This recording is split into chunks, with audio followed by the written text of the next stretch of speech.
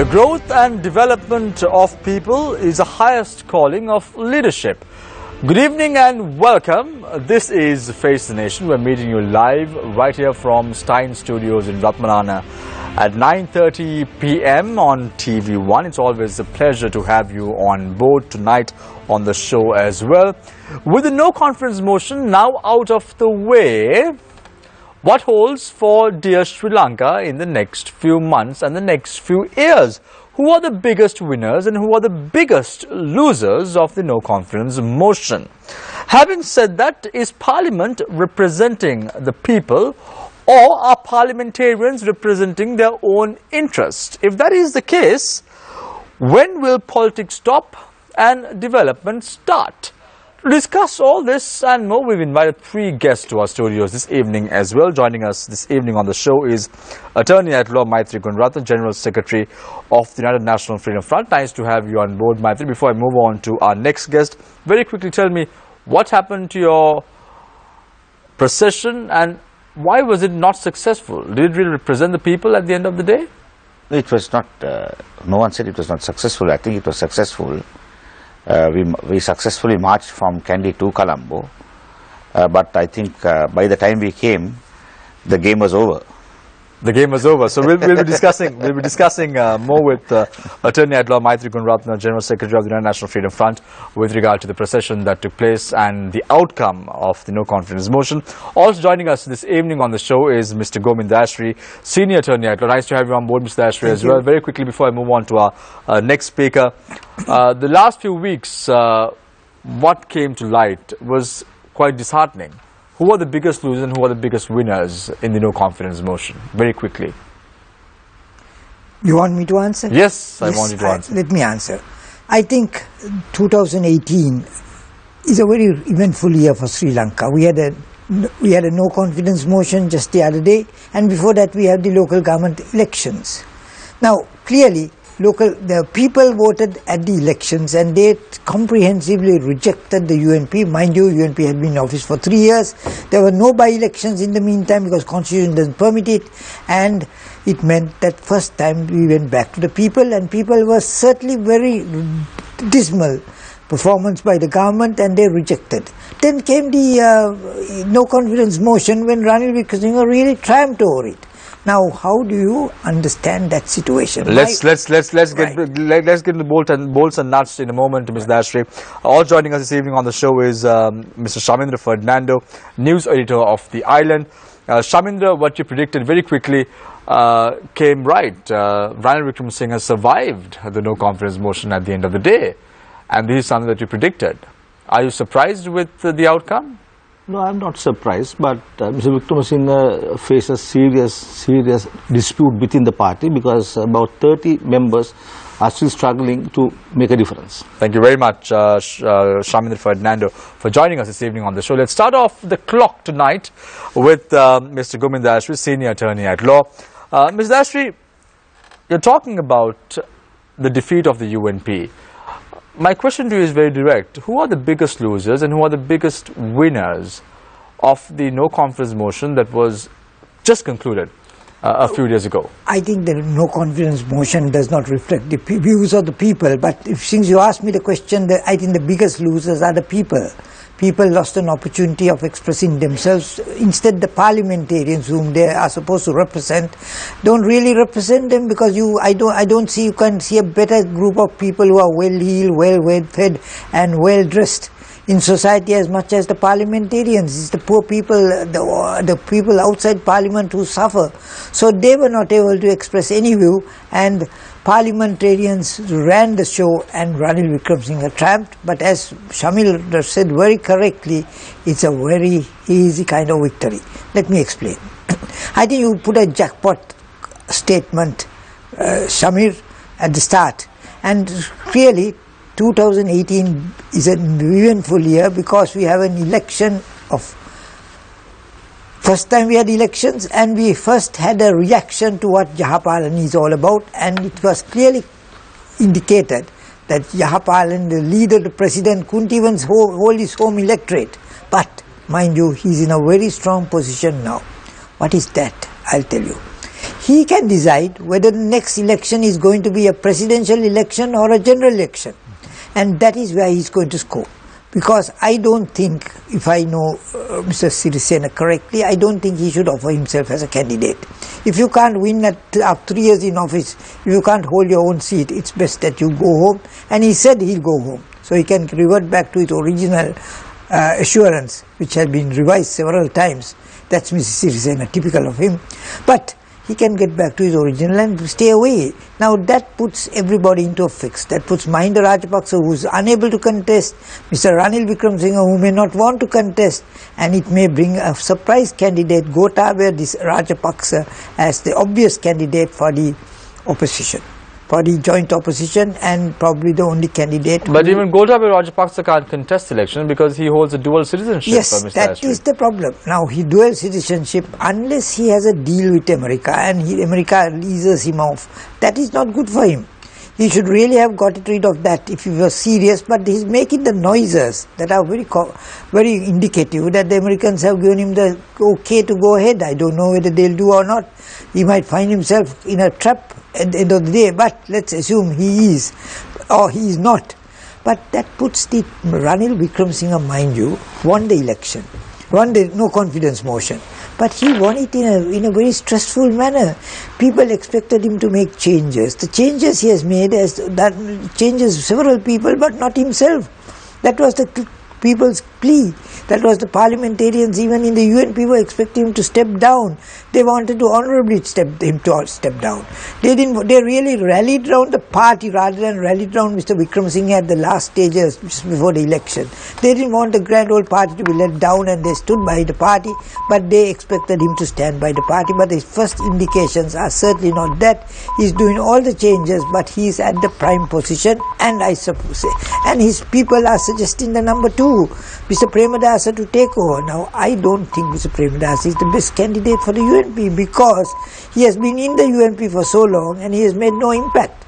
So UNP has a chance to bring a totally outside candidate, totally new face, new technocrat, a person who has a very good record on corruption.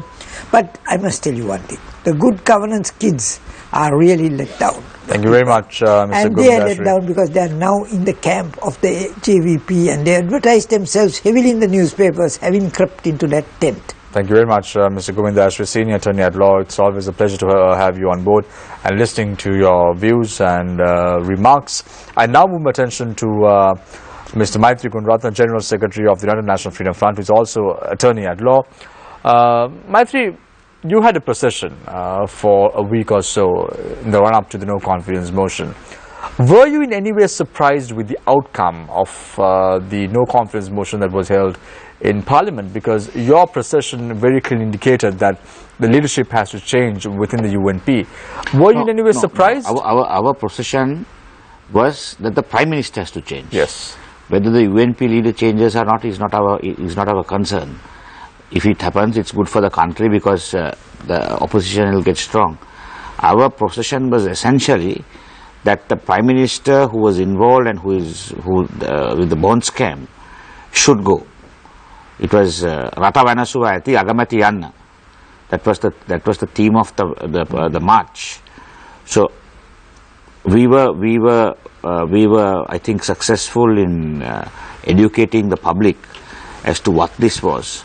And for 5 days, we walked from Kandy to Colombo, and we knew that lots of lobbying had gone on. And the surprising thing is, Samir, the leader of the opposition, Mr. Sambandhan, he goes to bail out the Prime Minister, who is involved, and the no confidence motion was against him. So I can't reflect any country in the world where the opposition leader steps in to help the Prime Minister to secure his position. It's a weird situation. Isn't it more weird to have people like Palasarangi Bandara, Vasanta Siranayaka, who went on record stating that they would vote for the motion, going and voting against it? No, Samir, what you must remember, it is very easy. It is very easy for people to say, okay, to take a stand. I mean, I took a stand, I was out, right, with regard to issues of the party.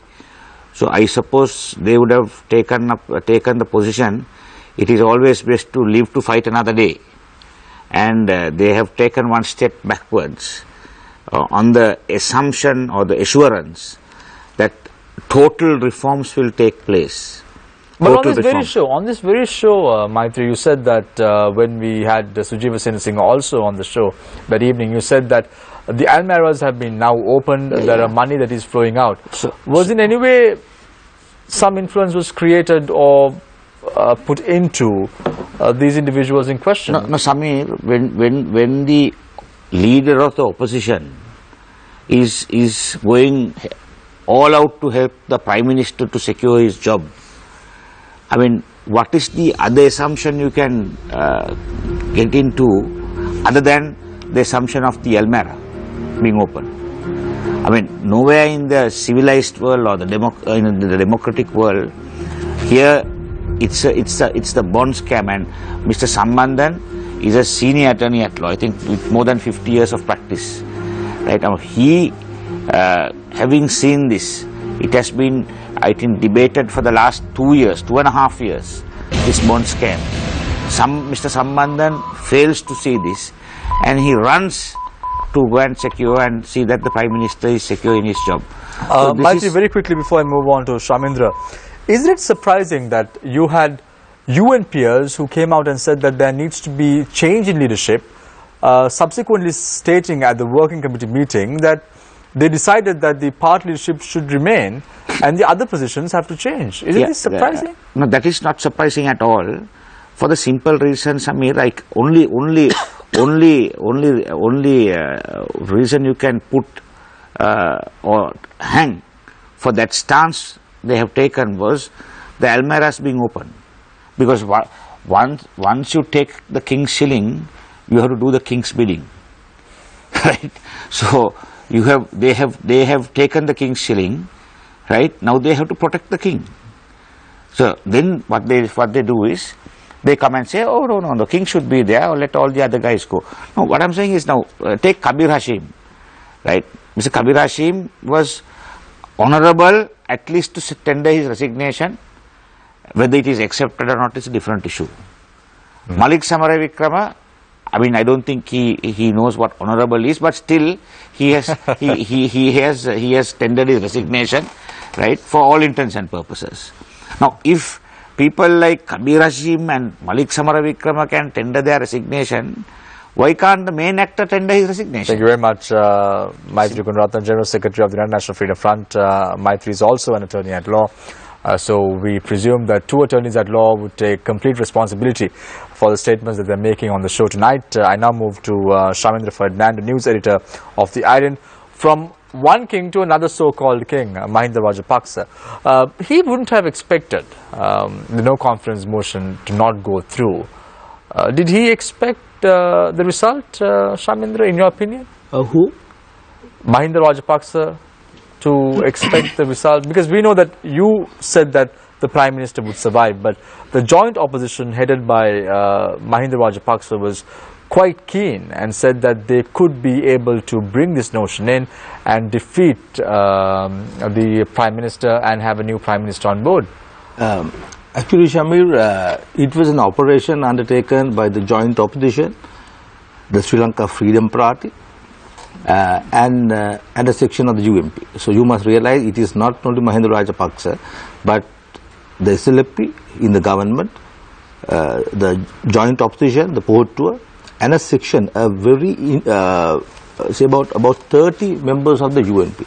So 3 groups were involved, and I am 100% sure the former president believed that he was going to defeat, to carry through the NCA, because see, the president himself, President Sirisena, has admitted that he was aware of this move, and he had 3 separate meetings with representatives of the joint opposition to discuss this move, and he told them to prove that they have the required numbers in parliament, that this statement was made last Friday.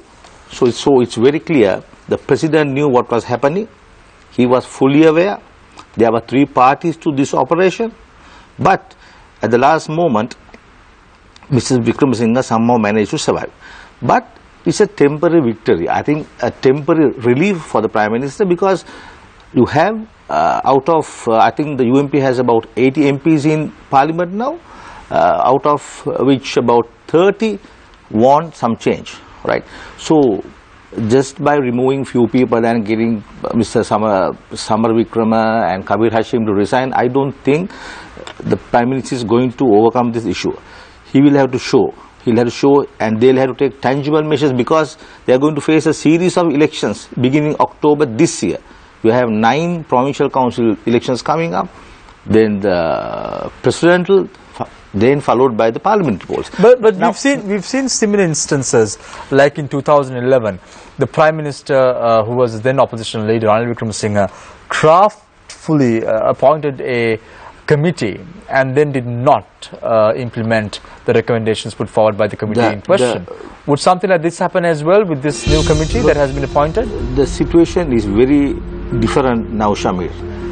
He'll have to prove that, he'll have to take tangible measures. He will not be able to, to do certain things to deceive the UNPS, the real UNPS, because I saw UMP MP from the south, Bandar, very clear statement. He very clearly said the UMP expected tangible measures on the part of the leadership. So I think both President Sirisena and Prime Minister Wickremesinghe are facing serious internal problems, both of them. And Mr. Rajapaksa also, he has lost faith, right? There was a series of statements made over the past 2 weeks saying that they were going to win somehow at any cost, like they are lost. So I think at the end of the day, finally we have an opportunity, a situation where all the political parties, major political parties, have to take tangible measures. Thank you very much, Shamendra Ferdinand, news editor of The Idol. I open the floor for questions from our journalists. Joining us this evening are Nadeem Majid on to my immediate left, and on to my far left is Charita Fernando. Let's start off tonight's show with Charita. Thank you, Shamir. My first question is to Shamendra. Now, one no confidence motion is done away with, but we hear of more no confidence motions within the Parliament from the UNP, saying that they don't want to work with the SLFP ministers that voted against the Prime Minister. So, but the government, unity government, also has a responsibility to fulfill the promises announced at the January 8th elections. Do you think the government should reboot itself and look at the rest of the period available, and what is your take on that? Is it very unlikely that things will move? No, I think this government cannot continue this way, right? Although the Prime Minister has instructed his MPs to withdraw the NCMs, the UMP has officially told the President that they will not under any circumstances work with those people who had voted for the no faith motion. So the President is in a very serious situation where he'll have to take a stand, because if he gives in to the UNP, those 16 will end up with the former President. They have more than, now see, the UPFA group in the Parliament consists of 96 members of Parliament. The former President has about 50-52 and about 41 with President Sirisena. Now what will happen if 16 join the other side? So it's a huge crisis. Actually the situation, the crisis faced by President Sirisena is far more serious than the situation faced by the Prime Minister, I believe, right? Then you take, and we were talking about the TNA, just see that Maitri is surprised that the TNA has come to the rescue of Mr. Wickremesinghe.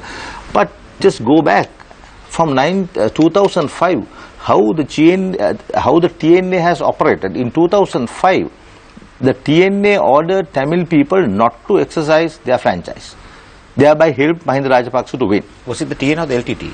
The TNA, and we have the photographs of Sambandhan making that announcement. Then in 2010, having accused General Fonseca's army of killing over 40,000 Tamil people, the TNA instructed the Tamil people to vote for General Fonseca. Then in 2015, the same party, although President Sirisena, then he was the SLP General Secretary and a very senior minister, he was the acting defense minister during the week the army killed Prabhakaran's family. Right? So they voted for him.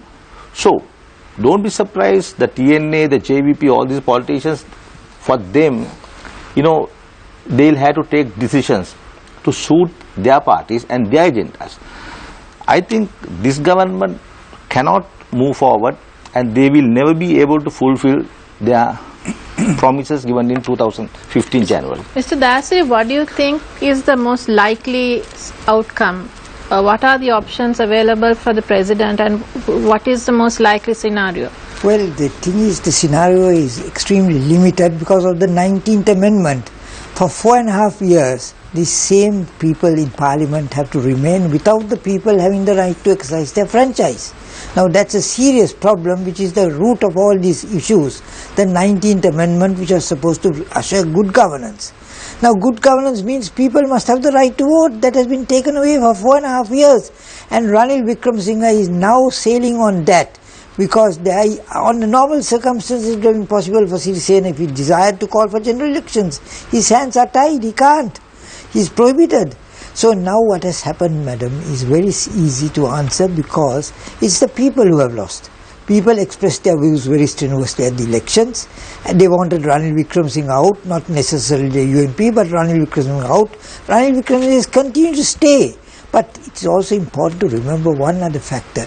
Maitri Gunaratna was pleased to mention that he blamed the JVP, the TNA, he blamed Sambandhan. I think you have to blame Mahinda Rajapaksa more.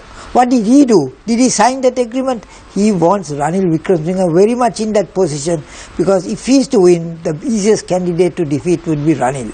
He is not doing anything, he is looking at personal issues. He is thinking about his victory over Ranil, which is but he can't contest an election. He can contest a general for Prime Minister. He is there for general elections. So he is hoping that Ranil will lead the UNP. He is hoping that President Sirisena will call for the first round of general elections. I don't think President Rajapaksa Sirisena will do anything so stupid. He is more likely to call for presidential elections and stay out and watch the fun. So I think, madam, it is the public who have been cheated. Every political party is in serious disarray because of no confidence motion and the consequence thereafter. For the next 2 years, we'll have to watch that little interlude while the country suffers economically. Charita asked Mr. Dasri what choices do these politicians have right now. But in the current climate, I want to ask you, what choice do the people of Sri Lanka have now? You have all this political horse trading that's happening in Parliament, where these deals that are being made, as Shamindra pointed out, the parties have their own agendas that they wish to accomplish and therefore they will act in line with their agendas and not in line with the public interest. In such a situation, what should the people of Sri Lanka be doing, at a time when governance has broken down, has collapsed? And there is such political instability in the country. Nadeem, I feel that people have no say at the moment because there is, as Mr. Dasri said, there is no way that they can use their franchise till 4.5 years are over unless the President dissolves Parliament with a 2/3 majority. He has to put it for a 2/3 majority. And if he gets a 2/3 majority in Parliament, then of course he can go in for a snap election. It is only at a time like that there can be an election. So until two-thirds is also impossible to receive. Who is the parliamentarian who would like to shorten his lifespan when he knows that for 5 years he has to stay to qualify for a pension? That's right. That's a different issue. That's a different issue. But there is a way out. There is a way out. If it is, I feel, this 1.5 years to 2 years, there is going to be no governance. It will be like a state without a government. It will be just like a ship without a rudder, just floating away. So I feel that there is hardly any choice for the people. Shamindra, I want to pose this question to you because these are very precarious times. There's a trade war in the offing between the US and China. Geopolitically, the situation is not looking very good. There are power struggles that are happening. Just last week, the Indian High Commissioner in Sri Lanka had made a comment regarding how India's assistance to Sri Lanka is not to raid and invade. Of course, he never mentioned China, but it was quite evident that that was what he was alluding to, that Chinese assistance is to raid and invade, and India is not the same. In this kind of situation, can Sri Lanka afford to have, as Mr. Gunaratne says, 1.5 to 2 years of political instability and anarchy? Nadim, we never had any control. This government did not have any control from the onset, right? Just within 50 days after the presidential election, they robbed the central bank, right? Just 50 days, right? The president had the power to intervene immediately and revive the situation. He did nothing, right? Just see the situation. How, we don't need individuals. We need good systems. This country lacks systems. That's the problem. So, President Sirisena captures power on January 9th, 2015. Then they carry out that operation in 2015, February 27. The first central bank robbery. The first, right? Then they appoint a parliamentary committee headed by D. Gunasekara. He was prevented. He was not allowed to present the report. They dissolved the parliament, right? They had parliamentary posts in August 2015. They reappointed the finance minister, Mr. Karuna Naik, right? Then they committed the second bond scam in 2016, March 30th, right? Then the president waited another 1 year, right? He appointed the presidential commission in January 2017, right? Just check these days, Nadim. Then you will realize there's something terribly wrong with this system, right? When the members of parliament wanted to get some additional money, when they blame Mr. Vikram Singh and Mr. Ravikarna Naik for everything, when they were offered 100,000 rupee payment in addition to their monthly salary, they accepted it. The joint opposition, all these good guys, they simply accepted it. The TNA, JVP, all of them, right? So, as long as they get their perks and privileges and the massage parlors, they are happy. As simple as that, right? These people don't go away. I mean, they somehow have the ability and the luck to survive. So, whatever happens, it's better to be in the opposition than out of parliament. No, that's the truth. So they know. I mean, there's cooperation among the political parties. They will fight outside. Of course, there will be demonstrations, protests, various things. But at certain level, the lawyers cooperate, the politicians cooperate, the journalists cooperate. I mean, journalists can be bought. I mean, you offer them laptops and foreign trips and various things. So, all are there. I mean, you simply can buy them. So, don't expect the situation to change, and we are heading for a major crisis. Mr. Dayasri, Mr. Ferdinando says we are heading in for a major crisis. Mr. Gunaratne says we have another 1.5 years of instability coming up, and he also mentioned the fact that in this time frame there is really nothing that the people can do due to the 4.5 year limitation that has been placed on the president when it comes to dissolving parliament. So do you feel that at this juncture the only resort left for the public is to demonstrate and demand the dissolution of parliament? I think public will continue to demonstrate to show their displeasure with the government, but I don't know how effective it is, because finally the government overcame very comfortably the no confidence motion, which many thought, including Mr. Gamampila, was giving some queer statistics and misleading the joint opposition comprehensively and its supporters. So that is the situation. I think the only answer is this, Shamil. I think the only answer is if the people can get Ranil Wickremesinghe out of the way. Because if Ranil Wickremesinghe, there's a lot of agitation, the people comprehensively rejected him. And the government, the UNP must realize that if Ranil Wickremesinghe is to lead them in the next election, many of them will cease to be parliamentarians and they would like to have some kind of hold. So if they want to regain their parliamentary position, they'll have to get rid of Ranil, they'll have to bring a new man from outside or from within the party, and they'll have to establish that. That is the only possibility. Otherwise, that may give the break for some economic sustenance to take place, economic development. Otherwise, it's going to be one no confidence motion as against another, and we are going to be in hell. Mr. Gururatna, we saw, do you feel, given that some of the arguments that were raised by those who voted against the no confidence motion in support of the Prime Minister, when you look at some of the arguments that were raised, Mr. Sambandhan, the opposition leader and TNA parliamentary group leader, he said that of the 14 charges that had been levelled through the no confidence motion, there was not one that was specific. He said that they were all very vague. At the same time, a couple of weeks ago, we had State Minister Sujiva Senasinghe on the show on Face the Nation, and he articulated, why should we vote for a no confidence motion that is being brought by the joint opposition, people who themselves have numerous corruption allegations against them. When you consider the arguments that were made in Parliament and outside Parliament, do you feel that the joint opposition ever intended for this no confidence motion to succeed? No, the reasons given were very lame as to why they had to support the no confidence or get the Prime Minister to win.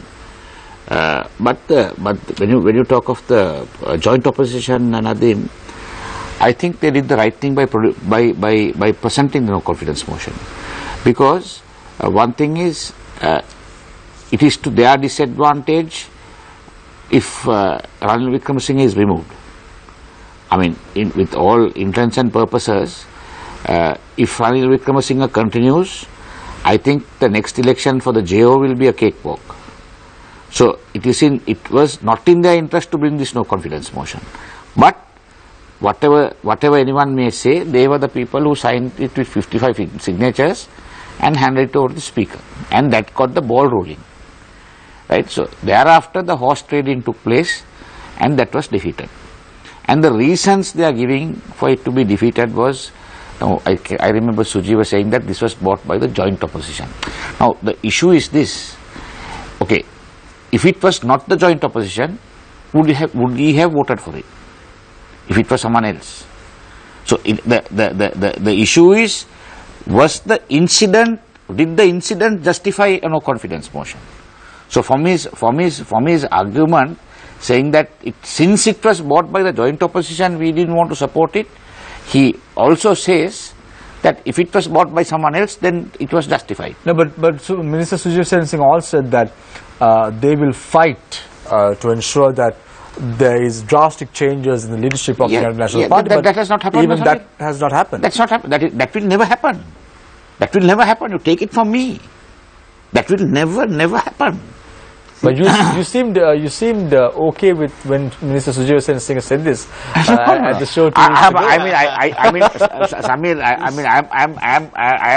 I don't. Did you defend him because he was your friend? No. I didn't defend, because there was no point in my talking. I mean, I should not be talking about the UNP, but since questions are being posed, I'm compelled to answer, right? But this is just a joke.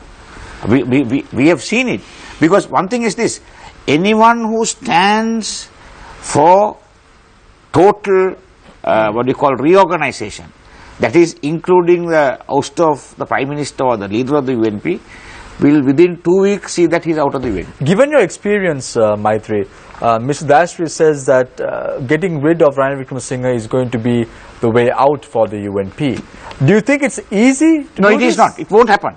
It won't happen. It won't happen. Mr. Dayasri, I think the only possibility is if the parliamentarians realize that their comeback is going to be very difficult if Ranil is going to head the ship, they may move him out. But and that is very good, because that means there will obviously have to be a change in the SLFP. But also. we had Sujiva Sensei coming on this very show.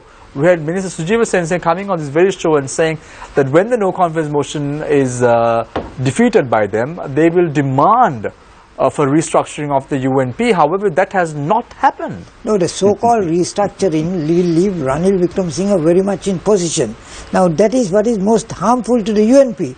If Sujiva Samarasinghe may not be in Parliament next time, if Ranil Wickremesinghe leads, yes. And it's likely that Sujiva Samarasinghe himself might decide to vote. Senasinghe might himself decide to vote against Ranil for his own upkeep.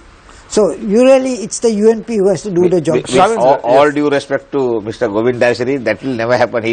They are never going to vote against him.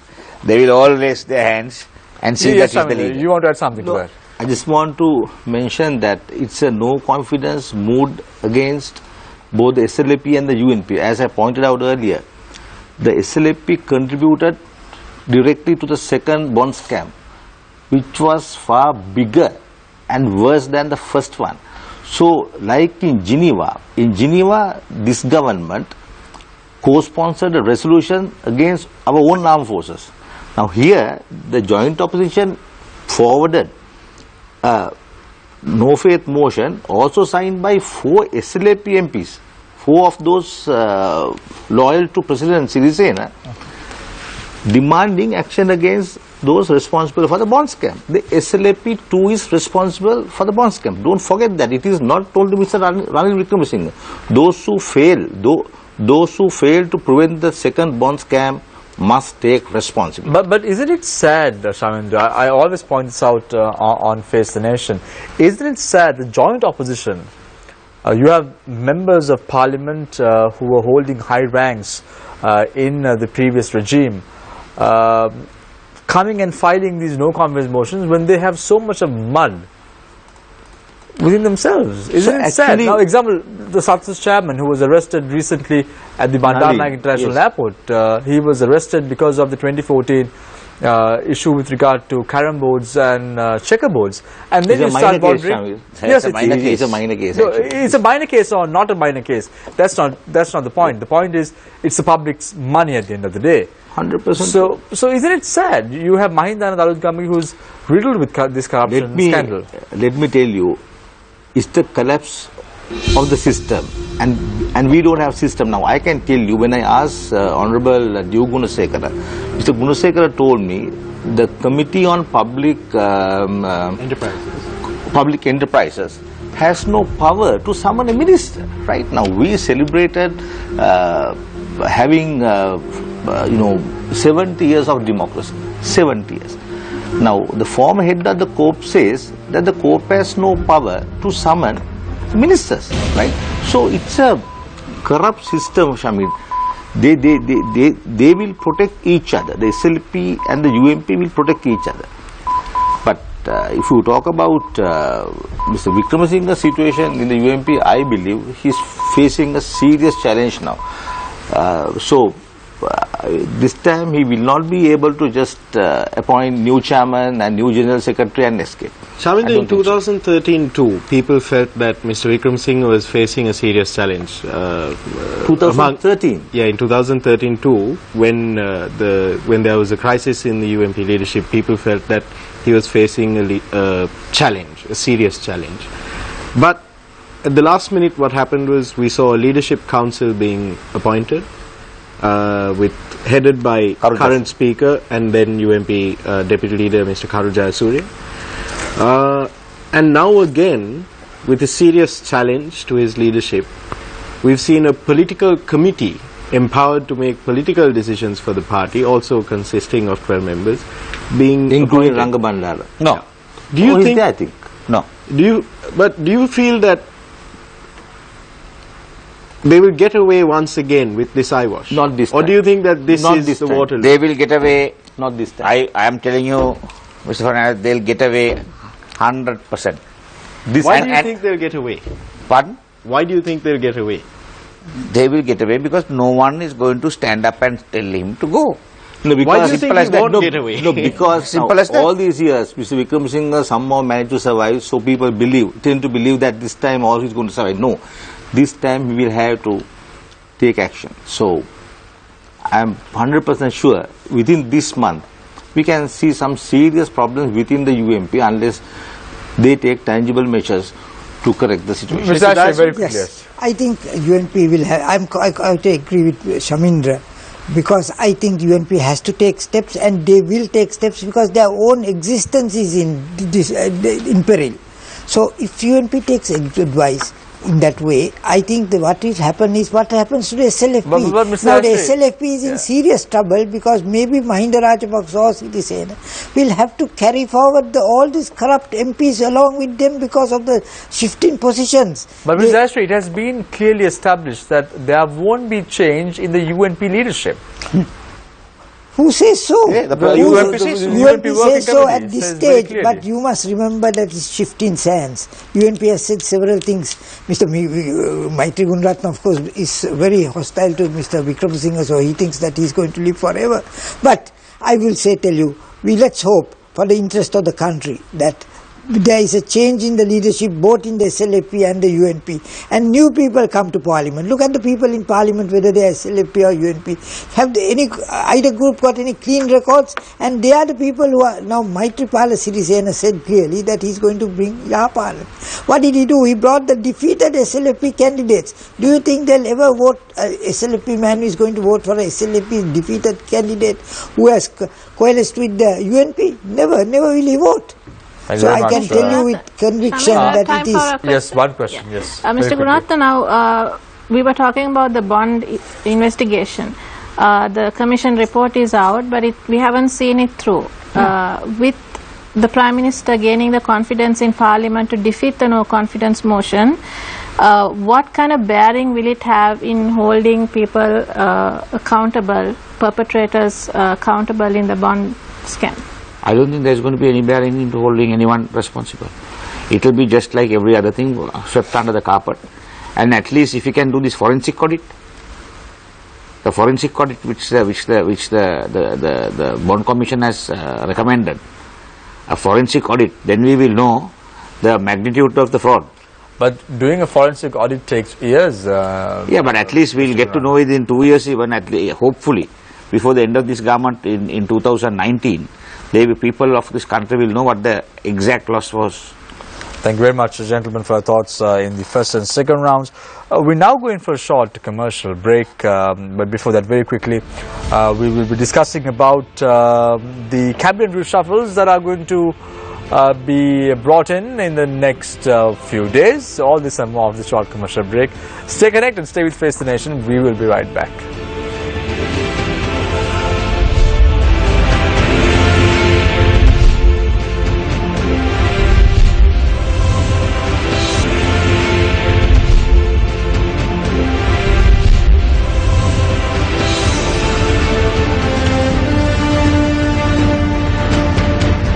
Welcome back. This is Face the Nation. We start off the third round with Maitri Gunratna, General Secretary of the United National Freedom Front. Maitri, there are a few things that this government is famous for, this unity government, the so-called unity government is famous for.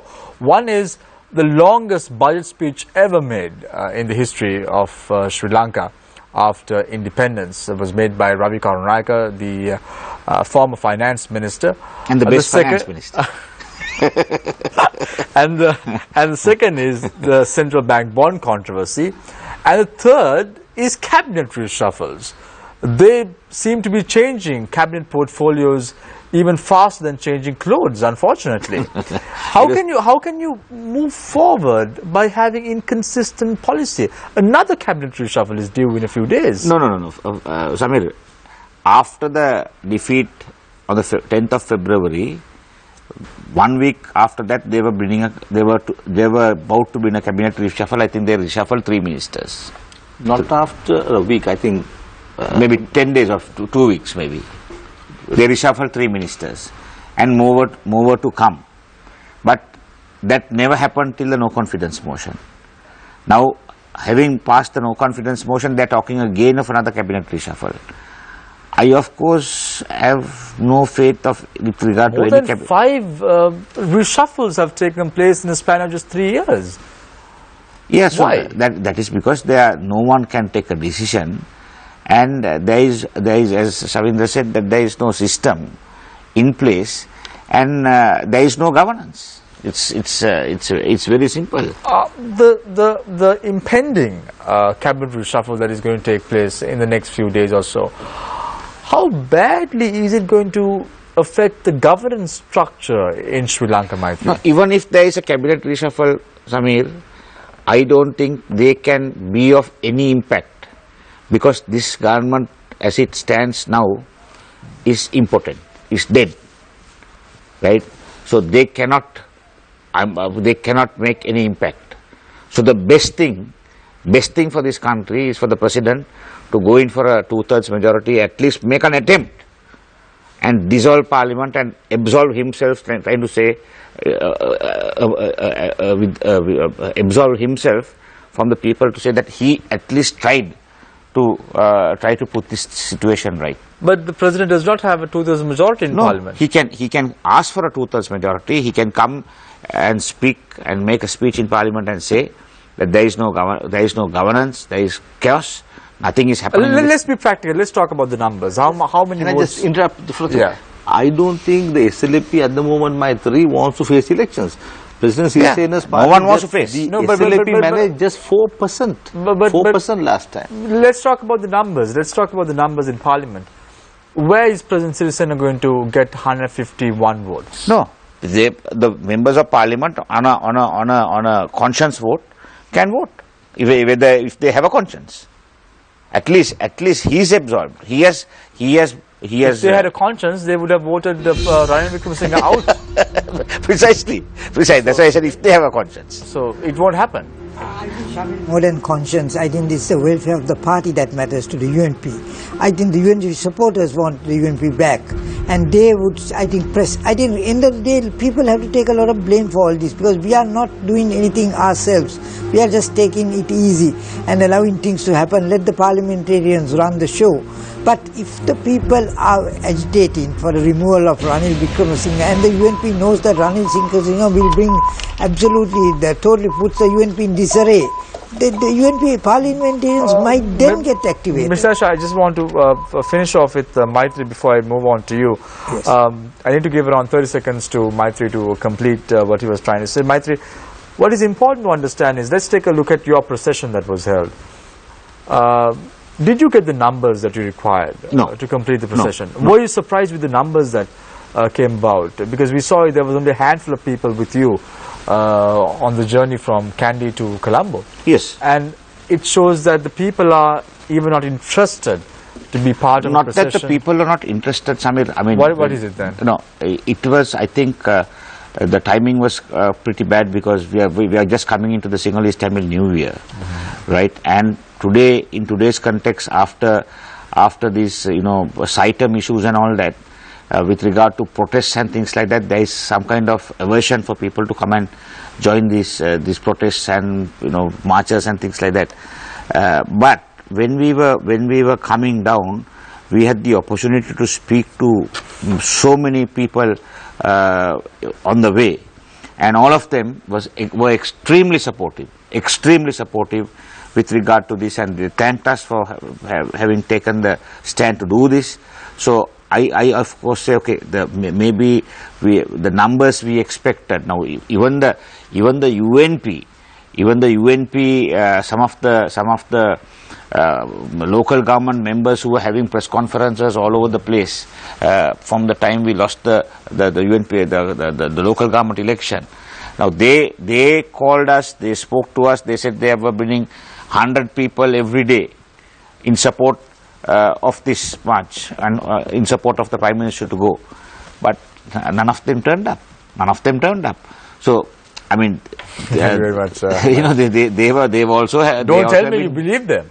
No, not that we believe them, not that we believe, but at least when they call, and it was a voluntary gesture of saying that we are going to support it.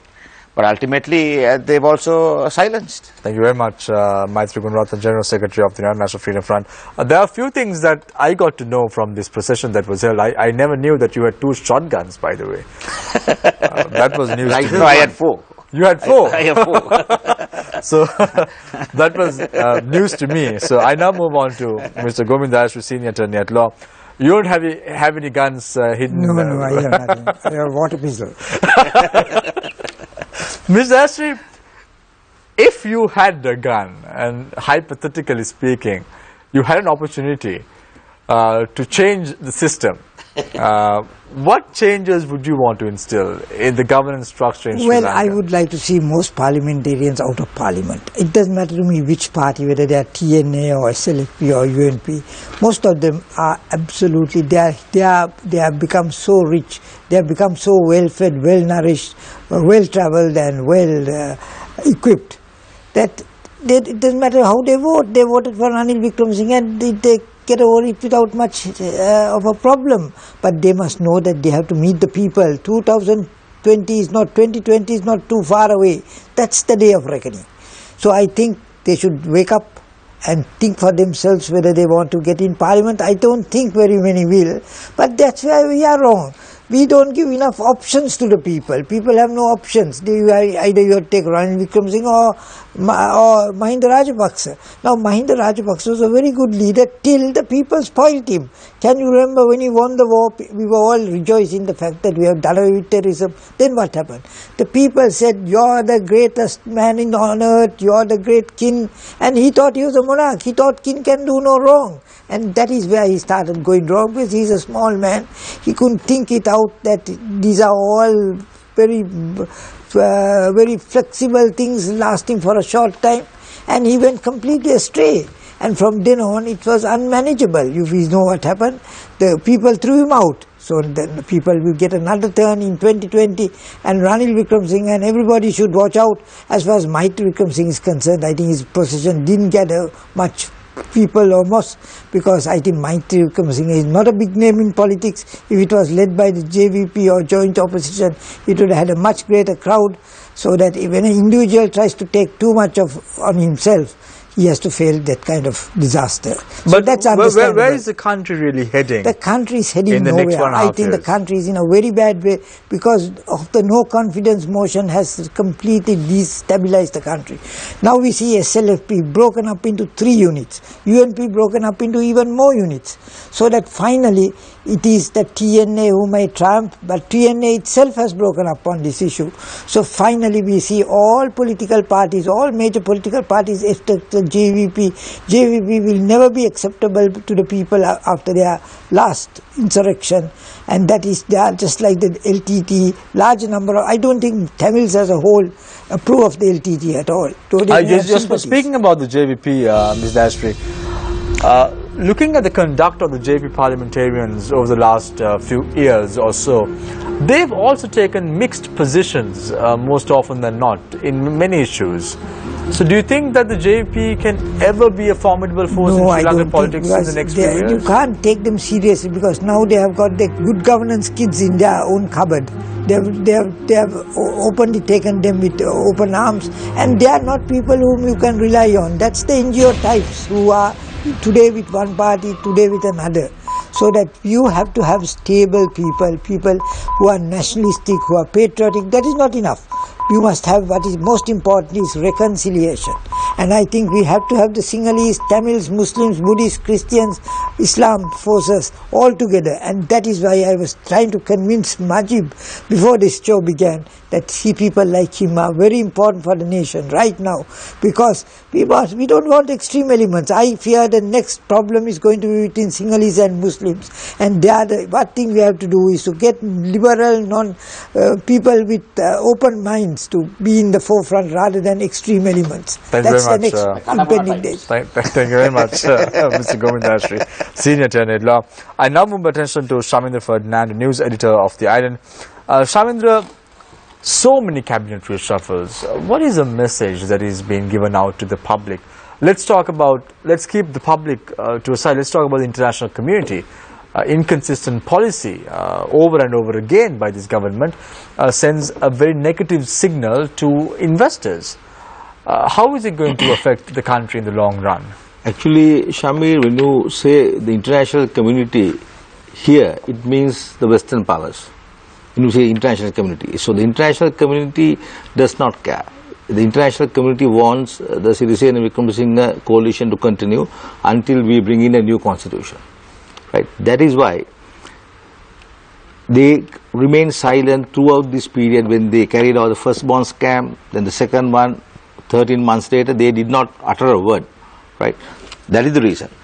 Now, having said that, I just want to tell you, now see, recently, the Home Minister, Wajira Abeyewardena, he addressed the media at Sirikota, and I was also there.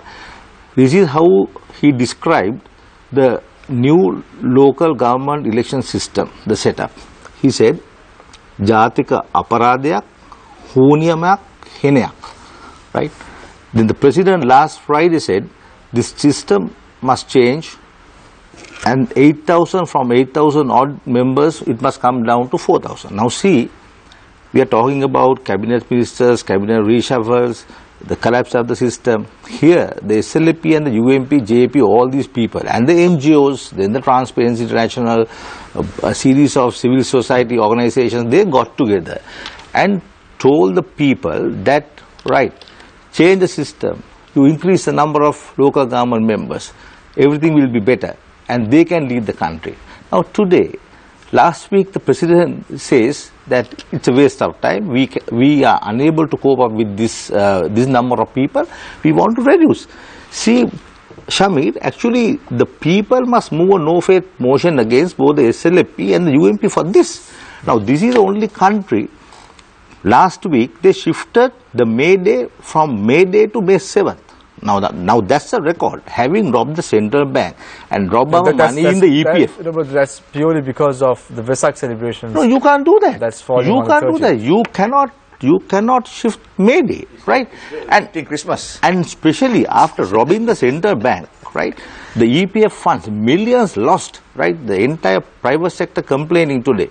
Right, these people, the SLP and Shamir, the SLP, members of parliament, members of parliament. If you don't do that, they might say, okay, the government is trying to members of parliament, Vesak and I believe celebrations on the Shamir, same day. Those who voted for the no faith motion and those who abstained, and all of them, all 225, including the speaker, they have no right to celebrate Workers' Day.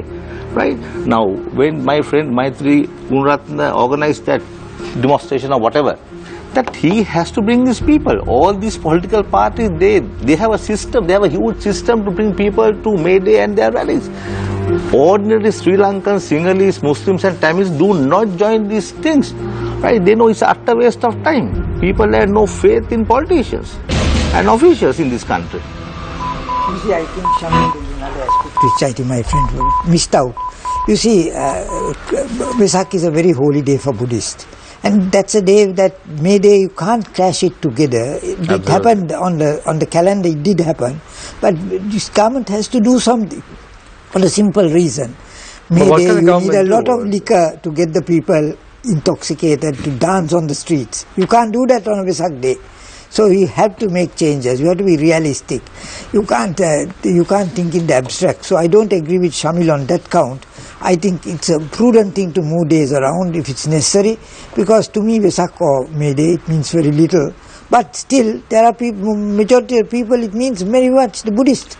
So you can't forget that. No, actually, Shamil, I'll give you 30 seconds. What I said was, there's no point in celebrating. These people have no right to celebrate May Day after having robbed our funds. Thank you very much, Shamindra Ferdinand, news editor of The Island. I open the floor for questions from our journalists. Let's start off with Nadim. Yeah, I'd just like to make a quick clarification on the local government election system. I agree with you. It was a right royal mess up. But because you mentioned a specific organization, the civil society advocacy was not to increase the numbers from 4,000 to 8,000. It was to introduce a system, a mixed member proportional system. As you mentioned earlier, we need good systems. That is tried and tested. Unfortunately, it was during the delimitations process and then the delimitations appeals process, the Ministry of Provincial Councils and Local Government, which was the responsible authority, had, well, in my opinion at least, mucked up the entire thing, and the politicians then brought about a system where you have 8,000 plus this thing, which is a travesty, because the government having to spend billions of rupees to maintain these 8,000 plus councillors is right here, is a tragedy. Nadim, right here we had this program, and you were also there, and I was with Rajit Kirti Tennakon and the CMEB representative, right?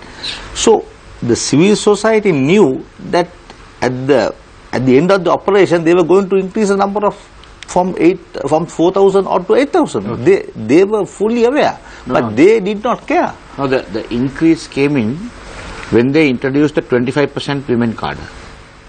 That's where otherwise it would have rested at around 6,000. At around 6,000. But then what happened was they brought in this 25% women cadre to be included. Now the 25% women cadre could have been included when the number was 6,000. But what they did was the 25% could have been included even if the number was still 4,000. Yeah. No doubt. But then when it originally, after the delimitation, the number increased to 6,000, yet there were issues, but people were willing to accept it. But after that came in this 25% women representation as a must. That is the act or the amendment which caused this to jump to 8,000. Right now, Maitri, we are facing another serious situation. I'm sure Shamind is also aware with the provincial council elections that are coming up, because the government or the parliamentarians rather, in blatant violation of the standing orders of Parliament, attached a major committee stage amendment to the Provincial Council Elections Act. Not sure of the wording of the Act, but to that Act as well. And now they have to consider between, or at least they're saying that they will consider between having the election under the old system or under the amendment that they introduced during committee stage during Parliament. As a former provincial councillor yourself, where do you see this sort of tomfoolery almost going? Going nowhere, because what I can guarantee you is that this government is not going to have any kind of provincial council for the next 1.5 years. They will somehow scuttle it, filibuster it. Already the act which had to be presented to Parliament within 1 month has been delayed. Right, so from that point onwards, I mean, the 225 people in Parliament are not babies, and they are not people who have gone to learn procedure. Right. Once the bill came and there was a procedure, within 1 month you have to submit it to Parliament. Even that has been delayed. So you can be rest assured that they will filibuster it, and they are not going in for any kind of election till the presidential or next parliamentary election. But constitutionally they have to have provincial council elections by September. Let's give an opportunity to Mr. Dash to respond. What I would like to say is I agree with Maitri on that count. I don't think the government will have provincial council elections because they know they are losing it, and they won't want to have one on the eve of a But Mr. Dash, you're a very senior lawyer. It's a matter of constitutional law. They have to have the election you have to have the elections on time, but remember this by election, the local government elections, what happened? They wanted to postpone it infinitely, and what happened? They thought when they went to the contest that they're going to win. So how outdated are they? Can you think of a party that wants to do away with elections, postpone them because of fear of defeat, suddenly thinking that you're going to win? That is just the point we are running. But if all 225 MPs in Parliament if all 225 MPs who are in Parliament right now seek to postpone the upcoming provincial council elections, which must be held by September this year, if I'm not mistaken. No, you see, they can't do that. You see, Mahinda Rajapaksa was more strategically correct than... but they're all in violation of the oath that they've taken on the constitution. You see, they can have provincial council safeguard and uphold like Mahinda Rajapaksa did on a staggered basis. He picked the easy ones first. He put off Badulla to the last, and he lost Badulla, and that resulted in the defeat at the last election. If he held Badulla earlier, that may not have happened. You see, the problem is the UNP decided to be too liberal, and Mr. Maithripala Sirisena wanted to have the elections on one single day. But previous to that, what happened? He wanted to postpone the elections. Then he wanted to have it in one day, and he lost badly. What are the obstacles to Sri Lanka having constitutionally scheduled elections? Why do we have to rely on the minister in charge having to declare elections? Yes, that is because of the Supreme Court. I'll tell you this. Now, in the Constitution, it's a written provision that if you cross parties, you lose a seat. It happened for many years. Then what happened? The Supreme Court decided that people can still stay on, and everybody is today violating the Constitution.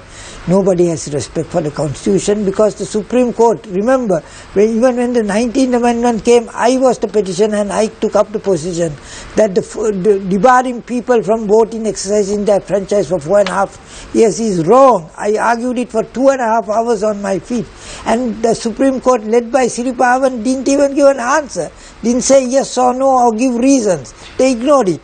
Now that is how the Supreme Court worked previously. Mr. Gunaratne, last week on the show, Professor Rajiv Vijayasinghe referred to the 19th Amendment as a farrago of nonsense that was manipulated by the Prime Minister, the leader of the UNP, Mr. Ranil Wickremesinghe. Do you agree? Because we were all very supportive of the 19th Amendment when it was being, or when it was being discussed. There was almost consensus. It was one of the reasons. It was one of the main points on the January 2015 Yahapalnya mandate, that they will reverse the provisions of the controversial 18th Amendment, and that they would repair the damage that had caused. But instead, according to Mr. Dayasri, at least it looks like they've caused more damage. Can I ask you one question as a proponent of this 19th Amendment? Did you know that for 4.5 years the people will lose their franchise and will be dismissed? Did you ever envisage that? Did you know that? Did you read the section? If you read the section, did you support it? Can you answer that, please? Misread it. You didn't read it? Well, I had a different interpretation. Unfortunately, I don't have your legal expertise. Don't give me credit, but I'm saying as any simple... I must tell you that I agree with that provision, because that was introduced because the former President Chandrika Kumaratunga dissolved Parliament, right? When you secure a mandate for 5 or 6 years, that leader or that party must be allowed to complete that, right?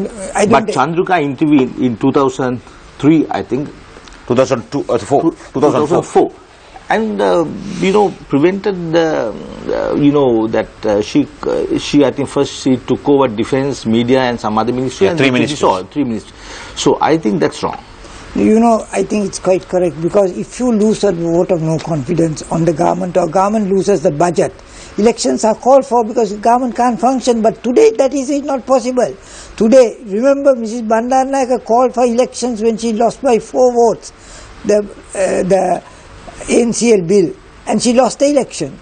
That is what democracy is all about. She was the last Prime Minister who convicted her own parliamentarians for violence and for corruption.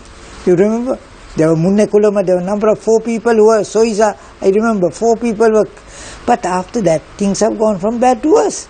And though my friend says that, does he agree that if a vote of no confidence or budget is lost, government can continue? That is exactly the question. I didn't say that. No, you didn't say that, but I'm saying you said that you are going to support the 19th Amendment 4.5 year period. No, what he said was... let's not argue about this matter. I'm only telling you that if a government loses, now if Ranil Wickremesinghe lost the no confidence motion, only he would have been out. Mr. Dasa, I want to move on from that, but just for clarification's sake, what Mr. Ferdinando was saying was that if someone gets a mandate for 5 years, they should be able to see out the full 5 years. No, I don't say that, because if you lose the mandate halfway through, if you lose confidence of the majority of the members, can you continue? No, you can't. But he that won is, the no that is confidence motion. democracy. Democracy means you can hold power only till the people ensure you that you have the power with you. I want to move on from this topic. Mr. Gunaratna, this government, the first 6 months after it came in, they said 100 days we're going to fix the legislative structures and the administrative structures that have been damaged over the past 9 years by the previous regime. We're going to fix all of that, and then after that we're going to focus on economic development. 3 years later, it looks like that hasn't been fixed, and there hasn't been any economic development either. Correct. Where do we go from here? Do you go back to the previous regime? I think. How does the people have decided on that already. February 10th, people have decided already. New party, the Sri Lanka Podujana Perumana. People have disregarded the UNP, disregarded the SLFP. Pardon? New party, old faces. Yeah, I think ultimately they must be, the people must be thinking it is better to have people who do something and take something rather than the people who only take something and not do anything.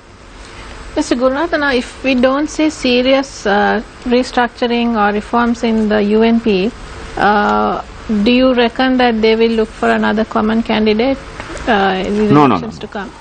No, with the support of the TNA, Muslim Congress and that Mr. Rashad Badruddin's party, Mr. Ranil Wickremesinghe is now very, very confident that he will be the next candidate for the UNP for the 2020 presidential election. Make no mistake about that. That's why he is hanging on to the UNP by hook or by crook, because he feels that after winning the party no confidence in parliament with the support of all these parties, that he is the best candidate for the presidential election in 2020.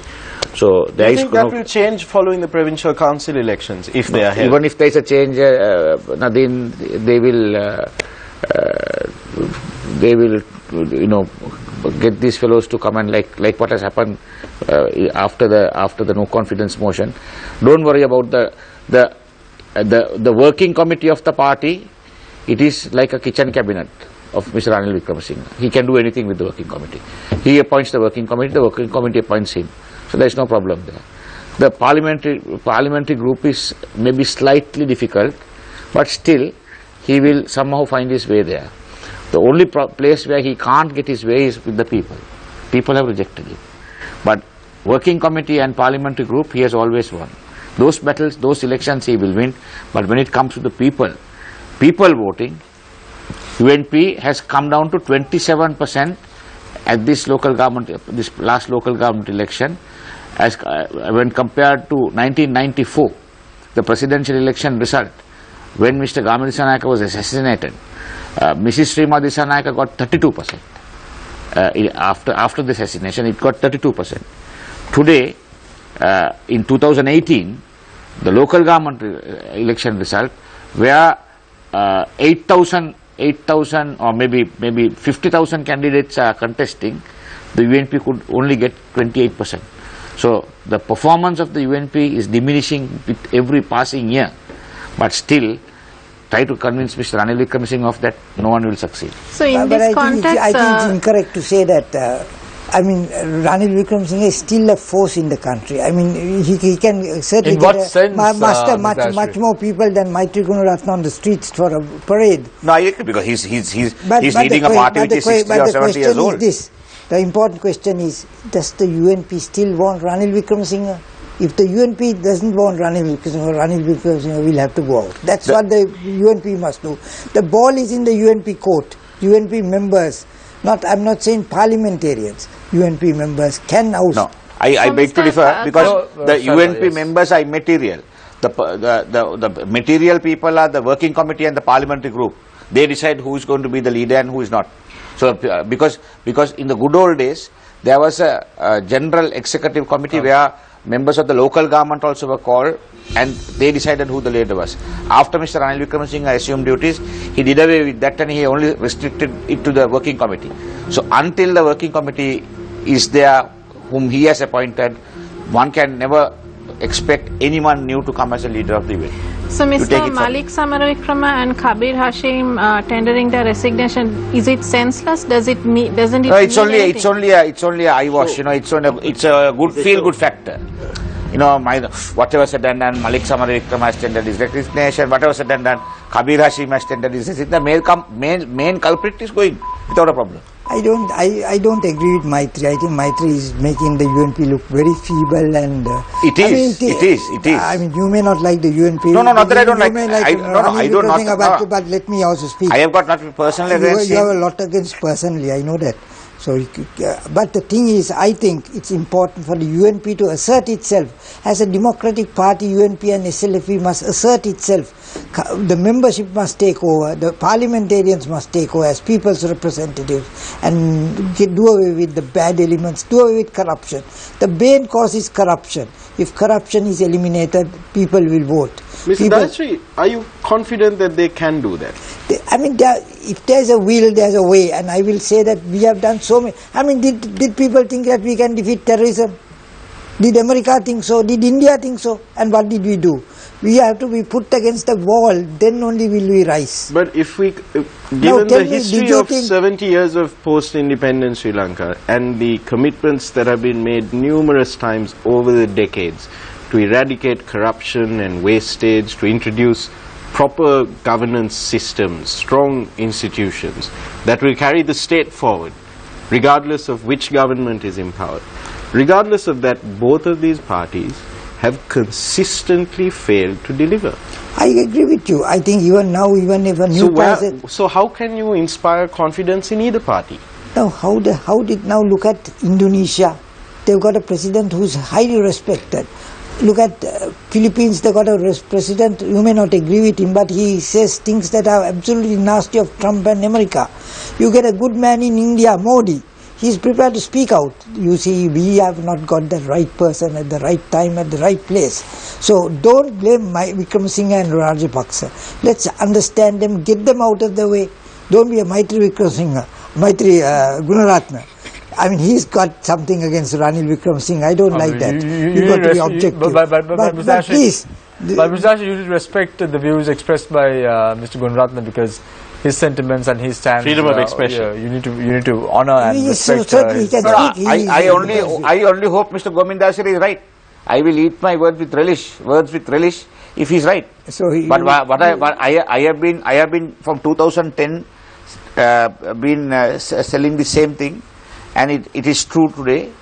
When I said it then, there were stronger people than Mr. Govindasiri who said that I had a personal vendetta against Mr. Ranil Wickremesinghe. I have no personal vendetta against him. And I don't have it now. I am telling the stark truth.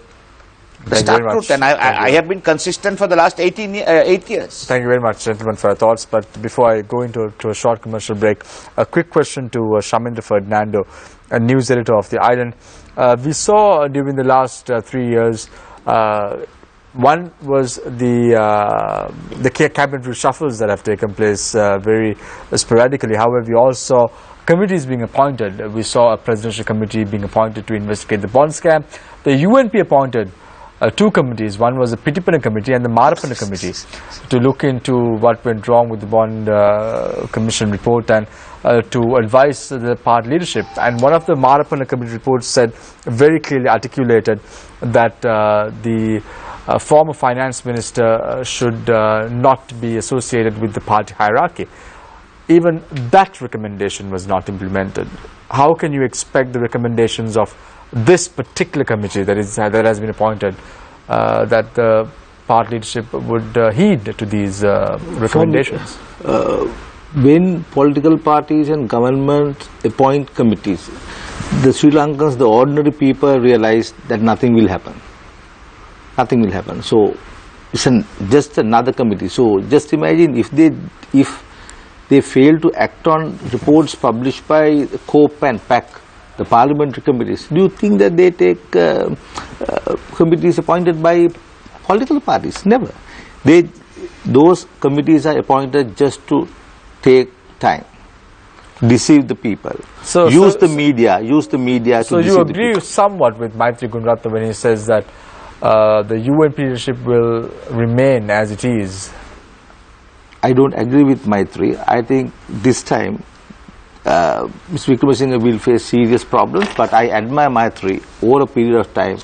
If the UNP took his advice or his criticism seriously, I believe they would have been in a better position. Thank you very much, gentlemen, for your thoughts in the first, second and third and fourth rounds. Let's hope this is the last time that it happens and there would be some sort of change in one of the longest serving political parties in Sri Lanka in the next few days, in the next few weeks, or at least in the next few years. We're going for a short commercial break. Stay connected, stay with Face the Nation. We will be right back.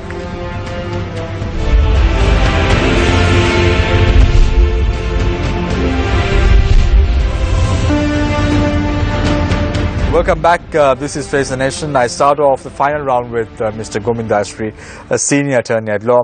Mr. Dasri, while you are very optimistic that there would be change in the UNP leadership, I tend to agree with Maitri Gunrathan looking at the history of the UNP leadership over the last 24 years in the helm. It's like Ranil Wickremesinghe is like a cat who has 7 lives. You lose and you still is in power.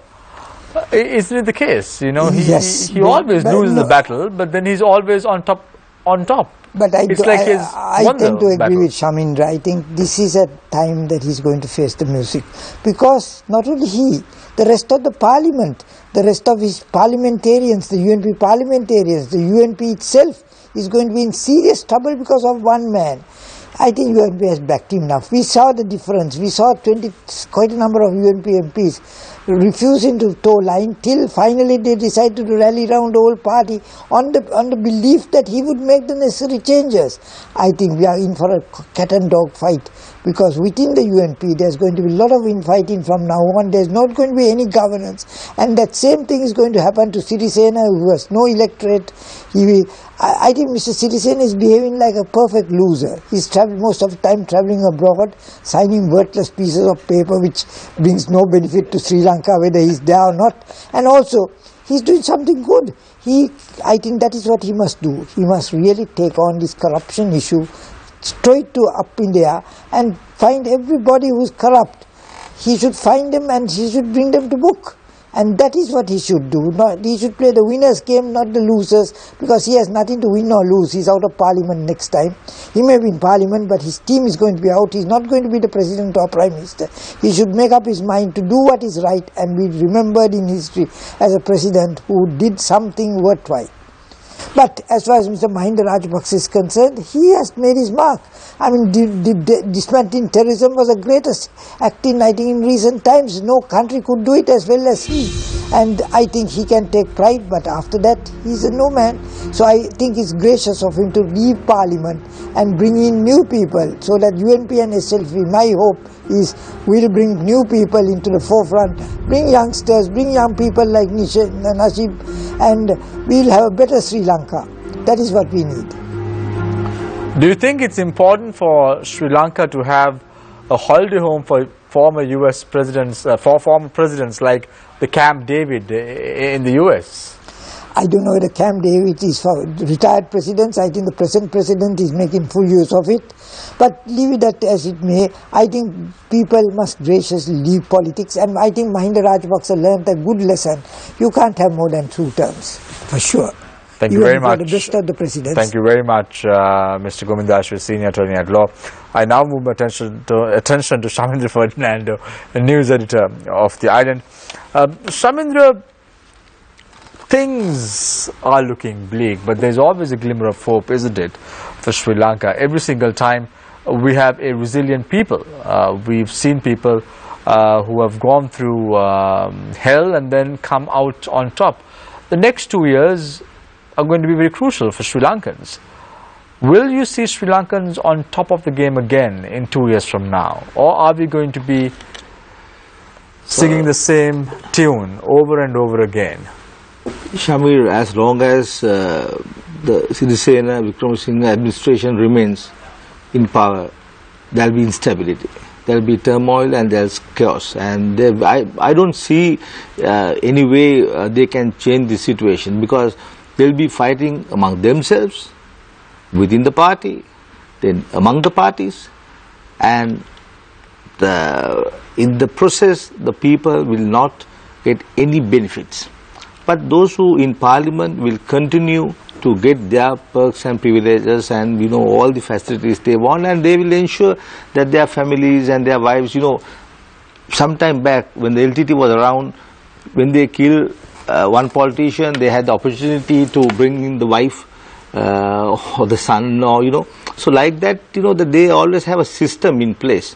So whatever the turmoil, even if we are unable to pay our debt and we face all sort of crisis situation, the politicians will have a good time at different levels. The president, then the people in Parliament, the provincial councils and the local government, and those who are planning to move from local government to provincial councils to Parliament and higher office. If they cannot secure position here, they'll have our high commissions, our embassies and various other places to move on. So at the end of the day, I don't think the people within the next 2 years will get any benefits. The situation is going to be worse, far worse than this, because this infighting will destroy this country. You take the UAP, you take the JVP, right? Take the JVP. You have the JVP, then you have one faction with Vimal Veerwansa, one faction with Kumar Gunaratna. So it's all divided. The former president, he won the war, but he caused chaos by splitting political parties, right? When you say former President Mahinda Rajapaksa? Definitely, former President Mahinda Rajapaksa. Thank you very much, Shamindra Ferdinand, the news editor of The Island. I now move my attention finally to Maitri Gunaratna, General Secretary of the United National Freedom Front, as well as an attorney at law. Maitri, let's keep aside the UNP for a minute. Thanks. Let's talk about Sri Lanka. Let's talk about the people and what sort of future are we going to have in the next 2 years. You have two political parties fighting. There's so much of infighting going on at the moment. There is another political party, Sri Lanka Pojana Peramon, trying to revive themselves and come as a formidable force in the year 2020. You as an individual, you have your own political party now, the National Freedom Front. As an individual who is a civil rights activist also, what do you think we have in store in the next 2 years? If both the main political parties have failed, then it is the only option is the United National Freedom Front. I would like to believe it that way. But anyway, Shamir, I don't think the country has very much hope with this kind of system and this kind of procrastination. And actually, when we worked towards winning Mr. Maithripala Sirisena to power, we thought he will be able to govern because he made a promise that he is not going to contest again. So, irrespective of the consequences, we thought he will be able to govern and see that this country will be taken to a different footing. But unfortunately, he left, he put aside governing the country, he took over the SLFP and he was trying to get the SLFP to win. I think that's where he went wrong. He completely misled the situation. He should have let someone else run the SLFP and he should have taken the control of the country and taken this country on the right path. But now it's too late. Now I don't think you can redeem the situation. There is only one way you can redeem it: if the Prime Minister is changed. If they appoint another new Prime Minister, then within 1.5 years and they take some stern decisions, then I feel you can redeem it to a certain extent. But otherwise, basically, there is no hope of a snowball in hell.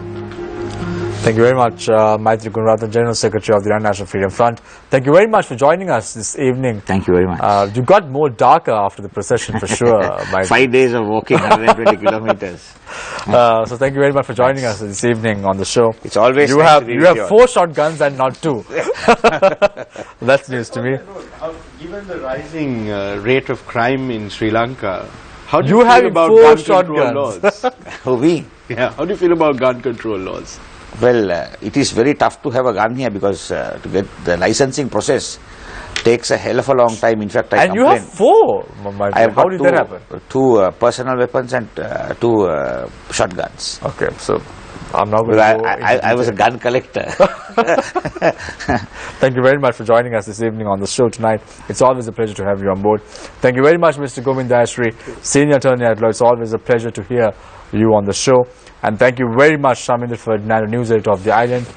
Thank you very much for joining us this evening, coming from all the way from Negombo and joining us on our show is indeed a pleasure. Thank you very much, Shamindra, again, once again, for joining us this evening on the show tonight. Thank you very much, Chaitra. Thank you very much, Nadine, for joining us this evening on Face the Nation.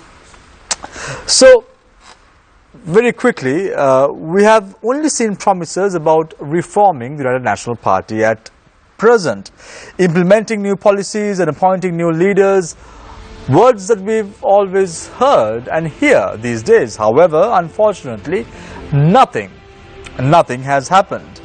Even though, Mr. Prime Minister, you survived the no confidence motion, there is a long way for you to go to win the voters' confidence. And I must tell you, time is running out. Time is running out fast. I leave you tonight with a quote, as I always do. It's always a pleasure to be hosting the only English language political talk show in Sri Lanka. The pack will be reshuffled again. Mr. President, will we see the same jokers? Only time will tell. Take care and good night.